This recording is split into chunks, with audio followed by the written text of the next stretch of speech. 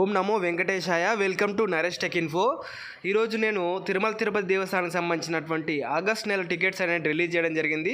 ఆ వివరాలు అనేటివి నేను పూర్తిగా ఈ వీడియోలో నేను చెప్పాలనుకుంటున్నాను.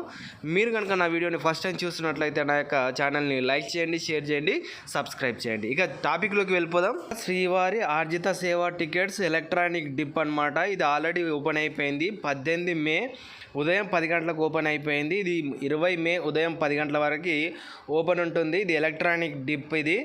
సో ఇది 18 నుంచి 20 వరకు బుక్ చేసుకోవచ్చు. అదేవిధంగా శ్రీవారి ఆర్జిత సేవ టికెట్స్ దీంట్లో లోపల కళ్యాణోత్సవం, ఉంజల సేవ, ఆర్జిత సేవ, సహస్ర దీపాలంకరణ సేవ ఇది వచ్చేసి 21 మే ఉదయం 10 గంటలకు ఓపెన్ అవుతుంది. తర్వాత వచ్చేసి వర్చువల్ సేవాస్ ఇది వచ్చేసి దీంట్లో కూడా కళ్యాణోత్సవం, ఉంజల సేవ, ఆర్జిత బ్రహ్మోత్సవం, సహస్ర దీపాలంకరణ సేవలు ఇవి వర్చువల్ సేవాస్ అనమాట. ఇవి బుక్ చేసుకుంటే దర్శనం టికెట్ అనేది కూడా వస్తుంది.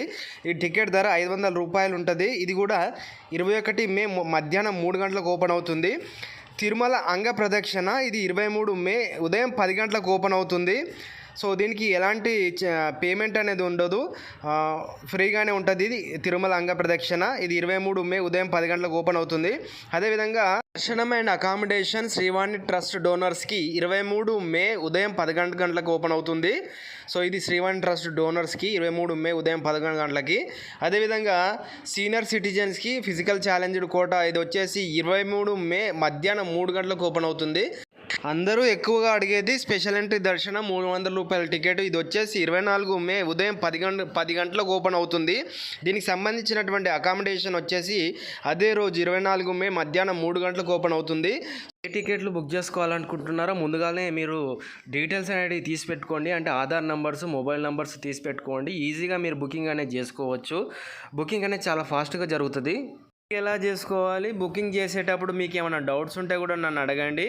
సో బుకింగ్ అనేది చాలా ఫాస్ట్గా జరుగుతుంది కాబట్టి ఆధార్ కార్డ్ నెంబర్స్ అందరివి, అంటే ఎంతమంది వెళ్తారో అంతమంది ఆధార్ కార్డ్ నెంబర్స్, అదేవిధంగా మొబైల్ నెంబర్, ఓటీపీ వస్తుంది. ఇవన్నీ దగ్గర పెట్టుకొని చేయండి.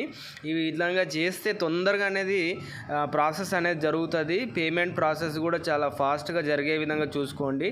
ఎక్కువగా కార్డ్స్ పెట్టడానికి ప్రయత్నం చేయండి. నెట్ బ్యాంకింగ్ కానీ, డెబిట్ కార్డ్ కానీ. కొన్నిసార్లు ఏమవుతుందంటే ఫోన్పే ద్వారా చేస్తే మనకి సక్సెస్ కాదు, కాబట్టి కార్డ్స్ యూజ్ చేసి పేమెంట్ చేయండి. సో ఈ విధంగా మనం టికెట్స్ అనేది బుక్ చేసుకోవచ్చు. సో ఇది ఇవాల్టి వీడియో ఫ్రెండ్స్. మీకు కనుక నా యొక్క వీడియో నచ్చినట్లయితే నా యొక్క ఛానల్ని లైక్ చేయండి, షేర్ చేయండి, సబ్స్క్రైబ్ చేయండి. Thank you friends.